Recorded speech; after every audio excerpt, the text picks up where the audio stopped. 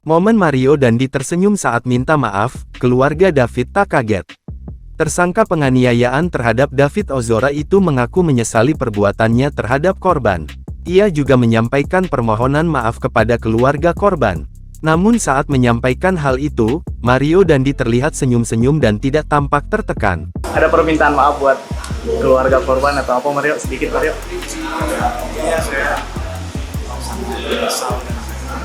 Menyesal ya, Mario ya? Oh ya, meminta maaf ya. Oke, Mario. Semoga semuanya lancar, Mario ya. Hal itu disampaikan Mario Dandi sambil terus tersenyum ke arah kamera. Selain itu, Mario Dandi juga mengaku sudah siap menjalani persidangan yang akan digelar di Pengadilan Negeri Jakarta Selatan. Sidang, Mario. Nah, apa aja persiapan, Mario, yang udah dipersiapin? Ada pembelaan nggak, Mario? tentunya Ada ya.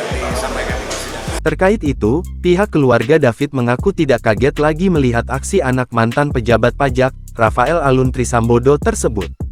Keluarga heran, tapi tidak kaget atas perilaku spesial yang diperoleh tersangka penganiayaan berat ini, ucap Paman David, Alto Luger kepada wartawan, Jumat tanggal 26 Mei tahun 2023.